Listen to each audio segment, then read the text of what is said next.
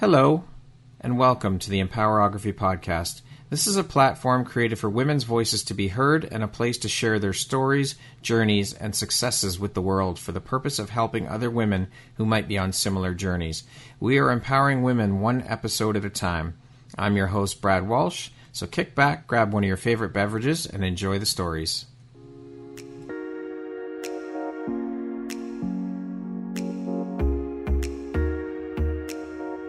If you're looking for jewelry that makes an impact on your self-care routine and your style, Empowerography would love to offer you a discount code to one of our exclusive partners, Quartz and Canary Jewelry and Wellness Company. Please use code EMPOWER15 to receive 15% off upon checkout at www.quartzandcanary.com. Quartz and Canary is truly the place where spirituality meets style. Hello there, Brad Walsh here, your host of the Empowerography Podcast. Today, my guest is Melissa Kuforiji. She is the owner and founder of Baby Zips. How you doing today, Melissa? Hey, Brad. It's so nice to connect with you. I'm well. How about yourself? I'm doing very well. Thank you so much for taking the time to be here today and share a bit about your story and your journey with us here on the Empowerography Podcast. I appreciate you taking the time and I appreciate you being here. Well, thank you for having me. So let's jump right in. As mentioned, you're the owner and founder of a company called Baby Zips. How long has the business been up and running now? Yes. So Baby Zips was actually launched officially August 2021, but the idea and the business itself has been registered since 2020. Okay. Baby Zips was created as a result of your own personal story. Can you share a bit about why you decided to start the company? Absolutely. So for myself, when I had my son, his name is Niall, when we had him in 2020, it was a new experience for us. He was born without radius bones in both arms, and we didn't know how to get him dressed. He was born right in February, actually, right in the winter. Oh, man. It was cold, and we were just trying to find like a coat, trying to figure out how to fit his arms into sleeves because his arms were curled so tightly. So I've joined a lot of parent groups just to find other parents with similar conditions and to see what they do for their children. And I was very disappointed that there wasn't a coat already out there for our kids or a sweater or something like that. So I started altering clothes for Niall, and I said, no, there's no way every parent has to alter the clothes every time. Why isn't there something already out there? So so that's where Baby Zips kind of started. That's we figured if we can help Niall, we can also help other children in Niall's situation, and we can help other parents. So I love that. That's amazing. So how common then is the need for adaptive clothing among children? Is this that common of a thing? Okay, so this question, I'm wondering how is the best way to answer it, only because it is a growing field in itself. Like when it comes to adaptive clothing, a lot of times the needs of children with disabilities has just been dismissed, has been disregarded. And so now this need, it's a growing need because so many more parents, as the awareness is there for children with limb differences and the supports are in place, parents are more courageous to have a child with limb difference, to allow themselves to venture into the world of adaptive clothing. And so the need is definitely growing. It's quite common to see children with limb differences, but it's hard to say exactly to give a direct number, but the need is definitely growing. So was this more of something then parents actually speaking up and saying, hey, you know what, this isn't working for my child. We need to, and you know, when people tend to speak up, it gives others permission to do so as well because they feel more comfortable. Was this the issue here where parents weren't speaking up because they were just fearful or they didn't want to bring this to light? Is that part of the problem maybe? I think a lot of the problem was parents were so comfortable in just accepting things are the way they are. Like there are so many things that you have to do for your child in general. Then you add on a child with a limb difference or a disability, and there's so many more added steps. But I think now with social media, with just the ease of being able to connect with other parents, especially during the pandemic. We've all been forced to use different outlets to reach out to each other, no more Yeah. face to face anymore. So I think we've been able to bridge the gap of just seeing, you know what, there are different solutions out there. There are other families who understand my position, and we can work together and come up with solutions. So absolutely, it has been a change in having the families come together and advocating together. Now, you had mentioned that you were at the beginning altering clothing. What kind of alters did you have to make? Okay. Alterations, sorry, did you have to make to the clothing? So I am by no means I'm not a professional seamstress. That is not my background. Yeah. But I am someone who's very adaptive. So initially we got all our family members, because it was still COVID just began, and we got scissors and we started cutting up the sleeves in different directions. Okay, you cut it this way, I'll cut bottom. We got really creative. And it was literally all his clothes. We would just start cutting it, because I said, you know what, we need to get him dressed. And then we got our needle and thread, and we just started doing some botched jobs of what might work. And then I was thinking, I'm you know what, a zipper would actually be helpful. So the first time, actually, one of my friends, went over to her place. I'm okay, this is exactly how I envisioned it. I showed her kind of where to put the zipper. And the first time we did it, we put the zipper at the top and it made no sense. We put the zipper going down the sleeve the other way. It made no sense. And we tried multiple times until we found what actually worked. And then we got other parents to try the product too. And they've just been so amazed. Where has this been? It's such a simple solution, but it's so effective. It makes such a difference. It's just, to me, every time a parent is oh my gosh, my child has never had a coat before in their life. And now they do. That to me is just so fulfilling, so rewarding. And just, I feel so happy to be able to touch lives in that way. And it's something so small. Yeah. I mean, I can't imagine how that must feel for you. I mean, you're making parents' lives easier, but you're also making the children's lives so much easier too. It's got to be amazing. You're hitting two with one kind of thing, because the kids are benefiting and the parents. It's making everyone's life much more easy. We're feeding two birds with one bread. There you go. There you go. I love it. So I'm going to assume then the name for the company, Baby Zips, the zippers, babies, that's how you came up with it? Absolutely. I wanted something that was cool with the word zipper, but I wanted it to, I'm what if we just called hoodies zips and jackets zips? Just put them all together. So yes, that's how the name I love came it. about.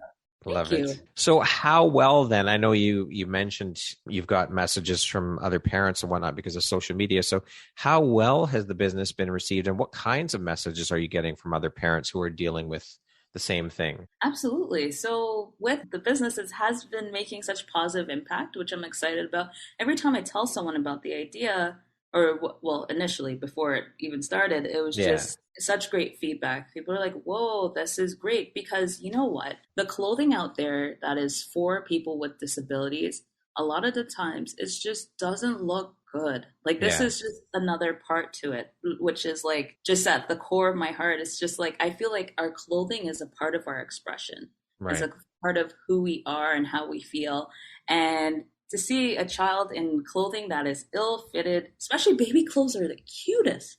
To see them in ill-fitted clothes, oh, Brad, it's a nightmare for me. So I figured we needed something that would fuse, cute baby clothes and that adaptive wear for people with disabilities, and also just to make a trend almost in having adaptive wear that anyone could wear. So it's it looks cool enough that anyone would want to wear it. Yeah. And children with disabilities, when they wear it, they can feel confident, they can feel cool and look good. So that was the whole point behind. I like that you said, though, that the kids feel confident, because I think that's such an important part of it, because the kids are already dealing with, and we know how kids can be cruel to one another. Kids are already having to deal with that hurdle, but to give them this piece of clothing or pieces of clothing that make them feel confident, that's so important to mention, right? Absolutely. Oh, yeah. So the messages from parents. Sorry, yes. Yeah. So the message to the parents is basically that it has been life-changing.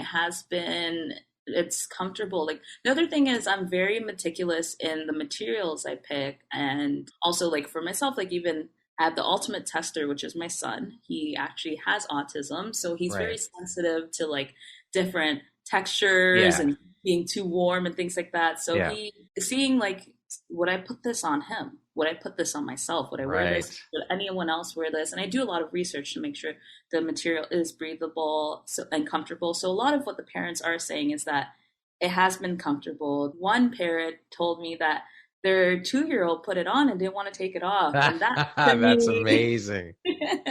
meant so much. Oh, yeah. That's great. I love it. So for the design part of it, then, do you do all the designing and then send your designs off to a factory who creates the pieces for you? Or how does that whole process work for you? Yes. So I actually I do like my little mock-up drawings and I do like a little bit of like I also test it out, like just like rough prototypes, and then I get those and I try it out on different children just to see if it works. Like not just children with disabilities, but children without disabilities too, to see if it works. And then afterwards, yes, I take it off to a small manufacturer in Toronto. They have like it's like a sewing. Oh, so it's all Canadian made too. Yes, Awesome. I get all. That's Yeah. great. Thanks. Yeah, I get all my materials locally in Toronto. Yep. I get labels made in Quebec. So it's all Canadian. And basically, we put it all together right here in Toronto. Amazing. I love it. So how hard or easy was it then for you to find a company that understood what you were looking for with Baby Zips in terms of design, in terms of manufacturing the products, the clothing pieces? That's such a good question, Brad. So believe it or not, this is such a tight industry. Like the manufacturing industry in Canada, in Toronto, it's almost the list is so small, like of the number of manufacturers and who will do a small production. So for myself, I've actually I make small batches at a time. Okay. And most manufacturers that exist in Toronto, they need like a minimum requirement, like 200 at once and things like that. And I just want to really test out the product first. So it is very challenging to find manufacturers because now not many are local. A lot of people will go overseas to get the work done. And I thought it was really important to stay in Canada, support Canadian businesses. So it's challenging to find, but it's not impossible. For myself, I ended up connecting with the Toronto Fashion Incubator. Yes, TFI, yeah. Yes.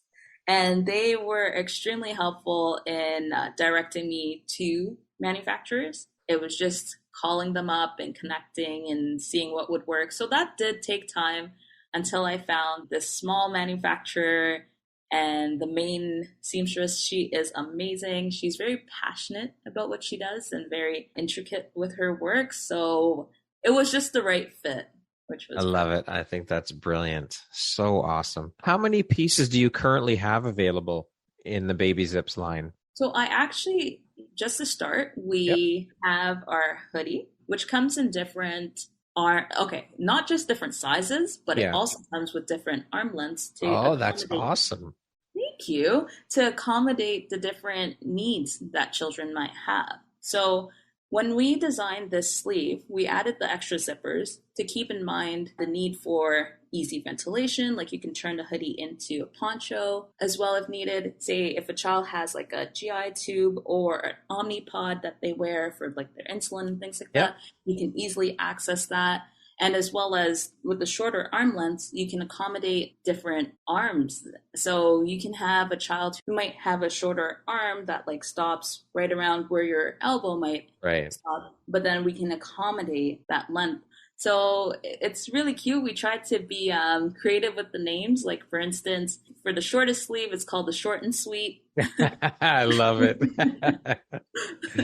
Thanks. And we have one that's like a medium length, which is the long haul. And then the longest length is like your classic fit. Love it. Thank you. And then we were so excited to launch our winter coat. That was a big one, right? That was a big one. That was the ultimate goal. So that it has been accomplished. And Good for you. Congratulations. Thank you. It's just so exciting to have that, Yeah. and just to see that also comes with in the different arm lengths and Right. different sizes. But it has been so amazing to see the kids wear it. If you check out like the website, you would see a couple kids or on our Yeah. Instagram dressed in their jackets, and they just look so That's adorable. awesome. So you got the hoodie, the winter jacket. Is that it for now? That's For yeah. now, that's it. We have a few That's things great. that we're working on. We've Yeah. also had some requests for some adult sizes and youth Awesome. sizes. So we're going to test out the market to see if that's Yeah. the direction that we should go in as well. That's great. It must take a hell of a lot though in the design process because there is so much more to think about because you've got the different arm lengths and different things as you mentioned, the tube and all of that stuff. So the design process must be quite laborious for you when you're putting it all together. But I guess once you get that first one down, it's a little bit easier because you've kind of got the not the prototype, but I guess the template for it Yes, for other exactly. pieces of clothing. Exactly. Once you get that template, then you can work and build from there. And it has been actually really fun because I've finally get to use my creative side. Like I'm a Yeah. person who's very creative, and so it's nice to be able to put that into the design. And so, you know what? It actually doesn't feel like work. Like it is time intensive. Yeah. It does take a lot, and it's also very collaborative because I like to get other opinions. Like I try my best to get out of my own head because Yeah, it's so easy to like get lost in your own for idea. sure. So the design process does take time, but when it comes together, it's so worthwhile. Awesome. I love it. I can hear the excitement and happiness in your voice about what you're doing. I love it. I think it's amazing. What has been the most exciting or inspiring part of your journey with Baby Zips so far? It would have to be launching the Yeah. products, like specifically. Well, every time a product launches, I get so excited because it's like we work on it in the background for so long, we're developing it, and then it comes together. Like right now, we are working on a prototype for another product. Not going to release it Yeah, yet, that's okay. but we're working on the prototype and it's fun. But when we actually see it get to market and we see people try it out, like when I get that first picture of someone dressed in the jacket or wearing the product, I'm like, oh my gosh, this is so This is unreal. it. It's so exciting for me every time. It doesn't change. Like the excitement is the same every time. Yeah, I love it. What's the 5-year plan or ultimate goal for Baby Zips? Where do you see the company going? Where do you want to take it?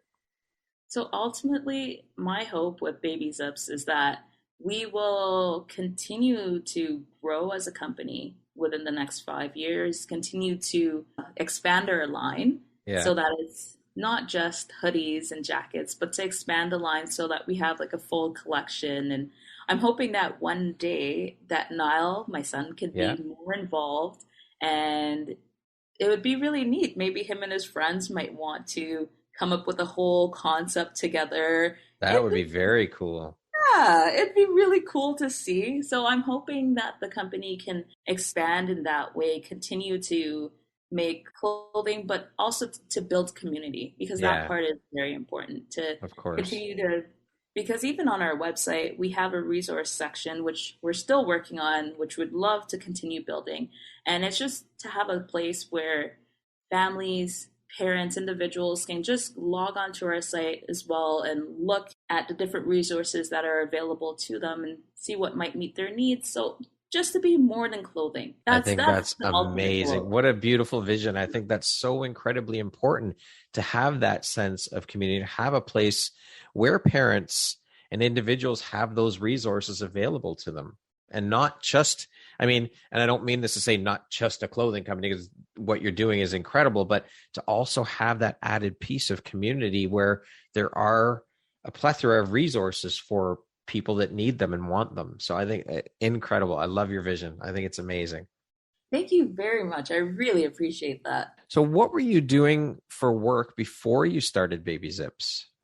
Yes. So I actually worked in the pharmaceutical industry. Oh, Yeah, I have a health sciences background, okay. and I was working as a patient care specialist.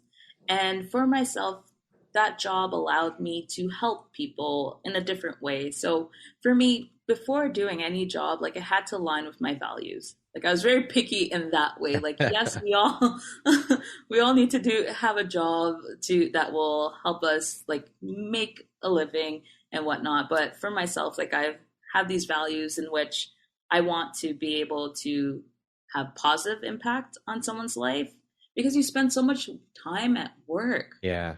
Like 40 hours a week is a lot of time. So that said, with this job, I actually worked with patients who had like extreme eczema. I didn't know eczema could be extreme. And I was helping them find ways to pay for their medication, actually. Okay. So like I connected with a lot of insurance companies. Sometimes I had to write letters on their behalf. And it was a great experience because I got to advocate for these patients.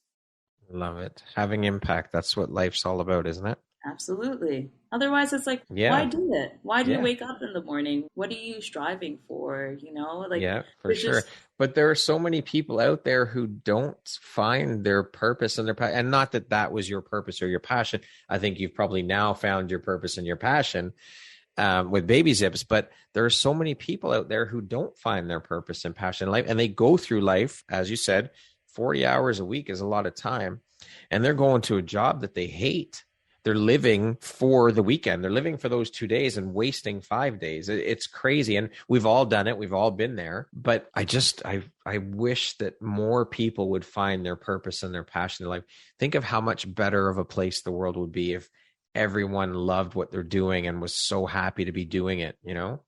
Absolutely. Like, Brad, it crushes my soul, like, to see people unhappy, just in general. I'm just like, you know, in this life, like, we can do the things to make ourselves more happy. Like, we all have talents and gifts and creative abilities. And it makes me so sad when people don't get to use those things, use their potential. So I agree with you. You have said that you have a strong desire to help people and speak up against equality. Why is this so personally important to you? As a person who has experienced a lot of inequality and for a number of reasons, like by virtue of being a woman, by virtue of being a Black woman, and as well as someone who so I wasn't born in Canada, so as an immigrant, as someone who has lived in like Toronto community housing, like I've had a lot of challenges that came up with being in a space of inequality. So for me, it was something that was really challenging to be in, like dealing with racism, sexism. These things it's very difficult. It's very hard to be in these positions and to see other people being oppressed in a similar way or being harmed in a similar way. So for myself, I wouldn't want someone to go through that. If there's anything that I can do to help someone not have to experience such adversity, then I'm going to try my best to do what I can do, because I feel like I've been given opportunities. I have also done things to try to help change the trajectory of my life, as you will. Like being an immigrant, there are already so many challenges. Being someone who is like a person of color, like there's are other barriers that might come, but I try really hard to break through those barriers. And I don't just do it for myself. I do it for other generations and as an attempt to make a difference. You're a beautiful human being, Melissa. I think that's so incredible. Thank you so much, Brad. I really appreciate that. That question really made me think.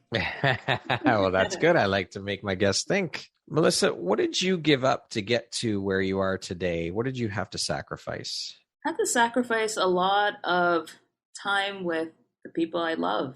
I'm a person, I come from a huge family. My dad has 11 children. Wow. Yes. My grandmother had 13 children. So I have a lot of aunts, a lot of uncles. That's just my dad's side of the family. Then my mom's side also has a lot of family. So I have a huge family. And I always love being around them, of course, and being connected to them and spending time. And huge part of what I've had to sacrifice is not being around my family. So like I don't go to Dominica to visit family that often, because also I'm trying to work on these goals. So a huge part of what I've had to sacrifice, I'd say, is family time and being able to really connect. Like sometimes I miss out on important events that are happening and trying to keep up. It has been challenging. So for me, that would be one of the biggest sacrifices. That's a big one for sure. What do you think your unique skill set or superpower is that's helped you become successful, Melissa? I would have to say it's my ability to adapt because, yes, I have a lot of useful skills, fortunately, but it's just I've always been in situations where I had to quickly learn. Like, for instance, I mentioned I have 11 brothers and one sister included in there, 11 siblings in total. Yeah. So in that situation, I've had, just to make a long story short, one of my brothers, a few of my brothers actually, they live in the French islands, like surrounding Dominica, where I'm from. Yeah. And as a child, I didn't know if I would be able to, I didn't know when I would meet them. And then if I met them, I didn't know if I'd be able to talk to them. So right. I said, you know what? I'm really going to learn French. Like so that I could speak to them. So I was actually in like French classes, and then I was transferred to French immersion, and I was just really focused on learning how to speak French so that one day when I meet my brothers, I would speak French to them. But just in that example, I was just trying to show, like, I've always learned to adapt, and that's always been in me from since I was a child. And it's something that I continuously use now. Like, even having a child with limb differences, I wasn't going to just say, okay, I'm just going to forever wrap him in a blanket. No. Yeah. I'm going to adapt. We're going to get you a jacket somehow. We're going to somehow make the situation better. So that's my superpower. That's determination. Damn good. I love it. Thank you. Well, speaking of success, how do you define the word success? What does that word mean to you? So, Brad, when I was a child, I used to think success looks like something. Like I used to think that, or just growing up in general, I thought success looked like having a certain car, being in a certain level at your company. But I've learned now that success is actually a feeling. Like it's not so much anything materialistic. It's like how you feel about yourself and your situation. Love it. Melissa, what was a turning point in your life and how did that affect you? For myself, a huge turning point, surprisingly, was not getting into medical school. I studied health sciences. I had this dream that one day I would be a family doctor and that I'd be able to help people in my community, help people around me. But I did everything it took. I applied and I didn't get in. And when that happened, things changed for me because I've always been career driven and focused on getting to this goal of success. Yeah. But then when I didn't get in, it allowed me to become more flexible. I had to realize, let me go back to the old version of myself that knew how to adapt, that wasn't so rigid. And that allowed me to open up and focus on other things in my life, like finding love, like not just love for someone else, but love for myself. Yeah. And then meeting my husband. And now I have a family. Like things have really changed for me. And it was definitely that pivotal point of not getting in and then learning to be flexible again. As my father always said, what's meant for you won't go by you. So this was just your path, right? It wasn't meant for you to go to medical school and you were meant to go in this direction, and look how your life has flourished and changed. That's so beautiful. I love that piece of advice. It's great. Melissa, who in your life has had the biggest impact on you and why? So in terms of impact, I usually look at people who are not directly in my life. My life has been always on the move, on the go. So I've moved around a lot, and my mom, she was a single mom at the time.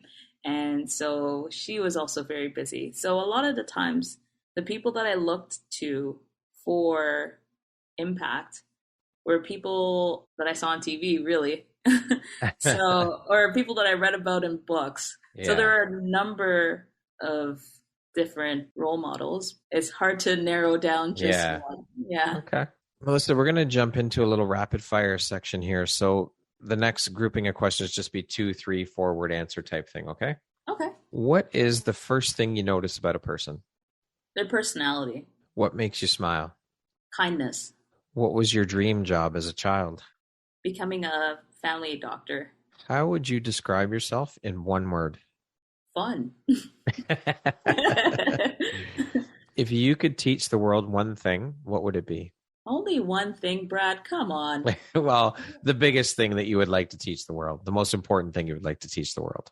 To answer your question, gratitude. So, Gratitude would definitely be it for me. what's one thing you want but cannot buy with money?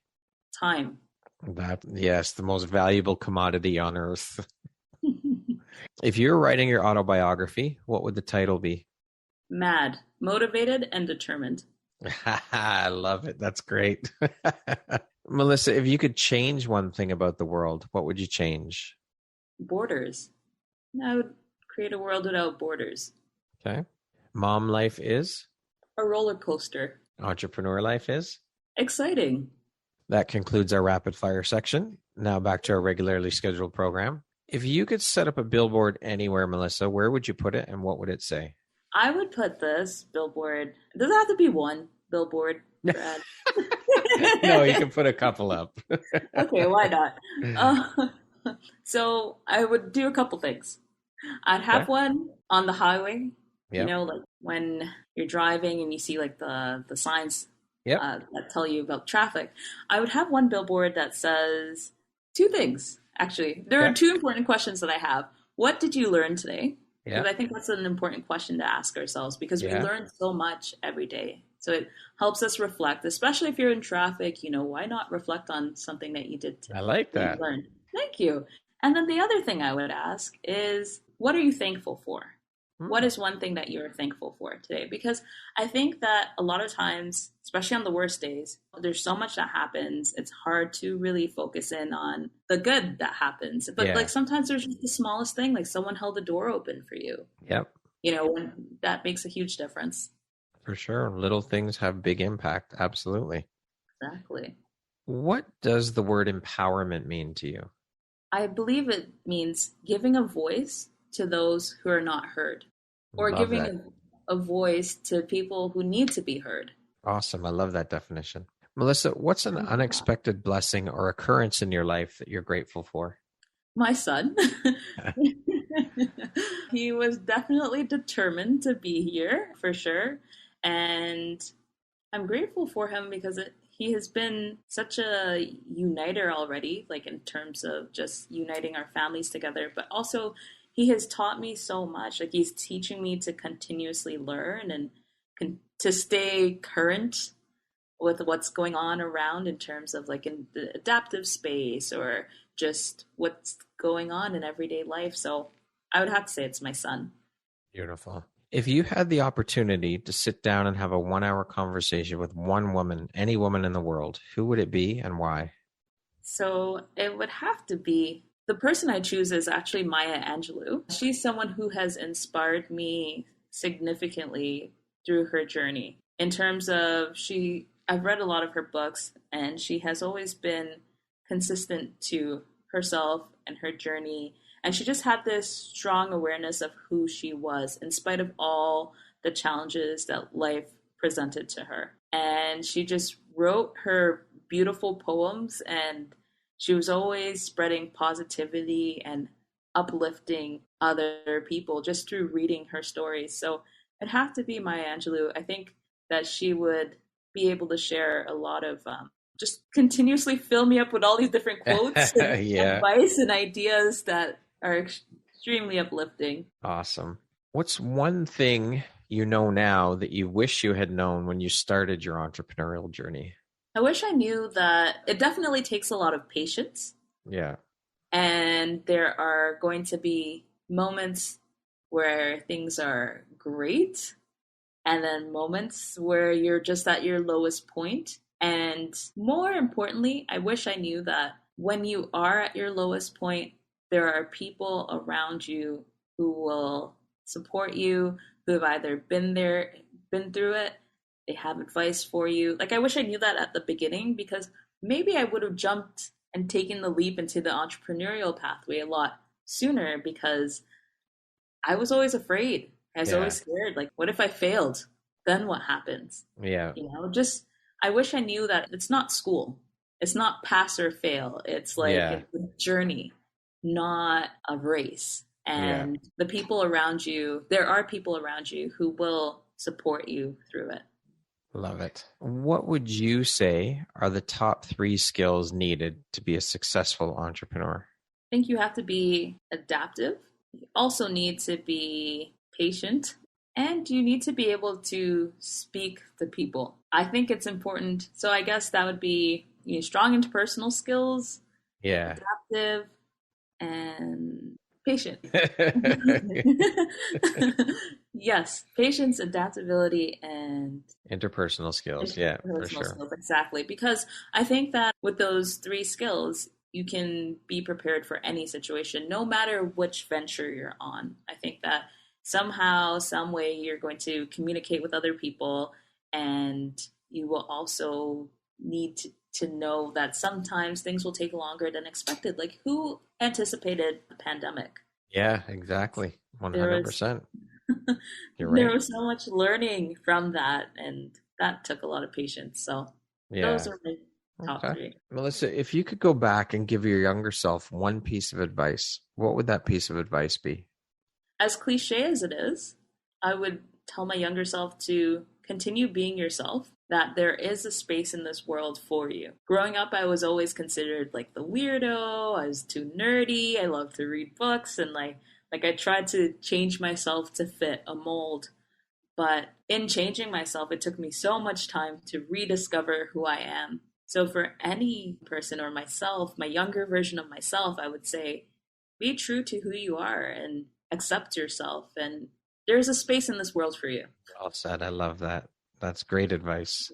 Lastly, Melissa, if you were to deliver your last 30-second speech to the world, what would that last 30 seconds sound like? What would you say? Your tribe, your corner of the world, what words of wisdom would you impart onto them?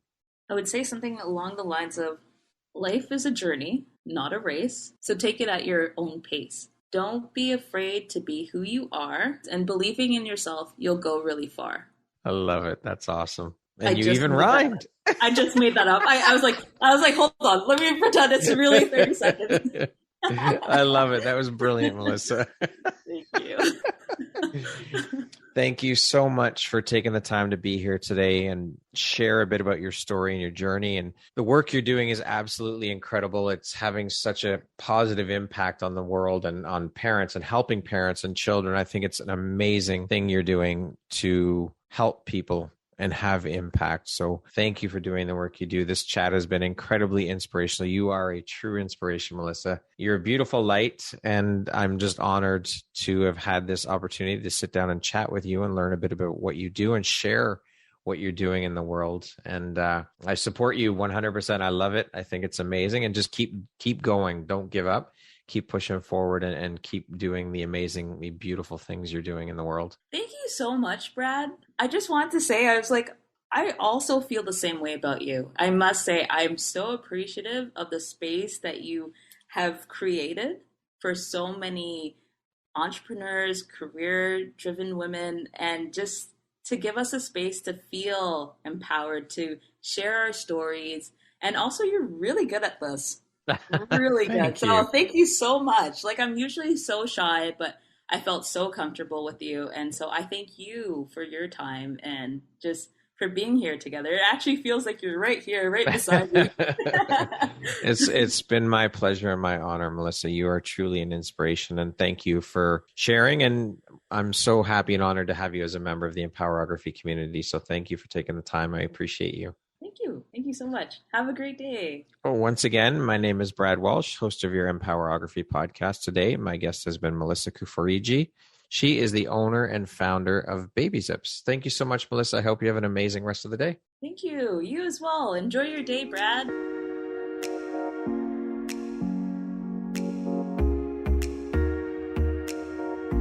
Thank you very much for listening to this podcast. If you haven't yet, please be sure to subscribe, rate, review, and share with all your friends. You can find me at visuphoria.ca and follow me on Instagram at Empowerography Podcast and on Facebook at Empowerography. Please join me next time for another inspirational story from yet another amazing woman.